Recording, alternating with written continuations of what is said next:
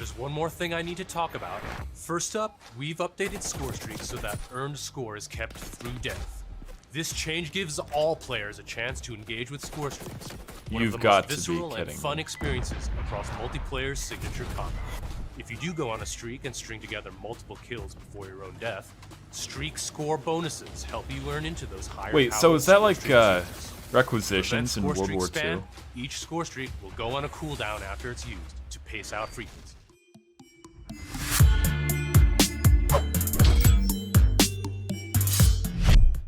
Hello guys, what is going on, and welcome back to the SKIRATA Gaming channel for another Call of Duty video. I'm your host, Original Bon Jovi. Today we're going to be talking about a pretty controversial subject following the multiplayer reveal for Black Ops Cold War, and that is score streaks. Now, it might seem a little ironic to you that I'm talking about controversy while also wearing an Infinite Warfare hat, but I digress. A lot of you guys had the same questions that I did after watching that reveal event, so we're going to be talking about it here today, and I hope we'll be able to bring some light to the situation and clear the air moving into the beta. Before we go any further, guys, make sure you are subscribed to the Team YouTube channel. We upload new Call of Duty content here every single day, so hit the red sub button and turn on notifications to stay up to date with our uploads. The first thing that popped into my mind was, oh my god, they brought back requisitions.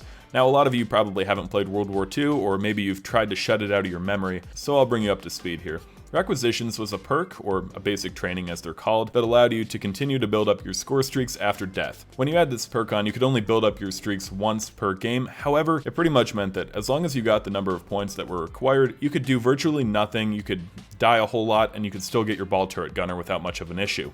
For a lot of people more interested in pub stomping and stuff like that, this was a very, very frustrating feature of the game.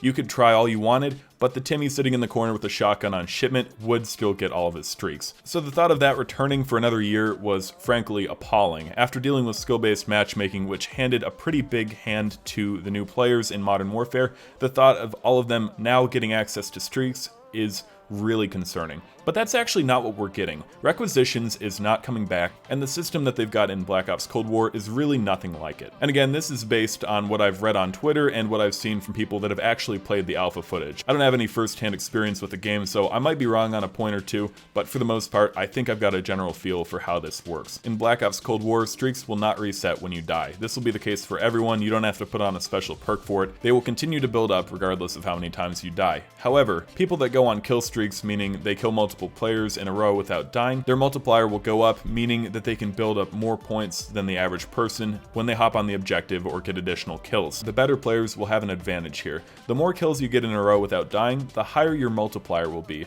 meaning that you can get points at an increased rate whether you're playing the objective or getting more kills, and that will allow you to get your streaks much quicker than the average person who is not going on those streaks. In short, everybody will get streaks, but the better players will get them much quicker and much more frequently. And whereas in World War II, you get your streaks and then that's it for the game, with Black Ops Cold War, there's a 90-second cooldown timer. So you get your UAV or your spy plane, you can get that many more times per game, but it'll only be every 90 seconds, if that makes sense to you. There will be some effective counters to this system. For example, in World War II, there were flak guns that were able to shoot down all airborne streaks at the time, and that will be the same here. It's called Air Patrol. Fighter jets come in and just blow up all the streaks that are in the air. Now, I think that's going to be pretty important for this game. When you've got new people that are probably getting UAVs, they're going to need to be dealt with pretty quickly. It's also going to take more points to get the streaks than really any Call of Duty we've seen in recent memory. In other words, your average guy in the corner with a shotgun who just sits there and doesn't move, doesn't really play the objective, he might get a UAV, but he's not going to get a chopper gunner. Getting those multipliers and going on kill streaks is going to be crucial to unlocking the higher streaks in this game, and I think that right there is the saving grace of this system, because my biggest grievance with World War II was the ability of new people with no skill, to get paratroopers, to get ball turret gunners. And in Black Ops Cold War, that isn't going to be an option unless they get up and move and actually do something with themselves. The ultimate irony, I think, is that a lot of people have criticized Treyarch and said that they're catering to new players by putting in this system. We should just do away with it and have a normal streak system. I'm not completely sold on the idea quite yet. We'll have to see what happens during the beta. I might change my mind there, but I think there's something to this, to be honest with you. One of the biggest criticisms of Modern Warfare at the very beginning was that people did not move. They would just get their shotguns and sit in a corner wherever they wanted to and try and get their streaks that way. In fact, this is a feature that was built into the game by the developers.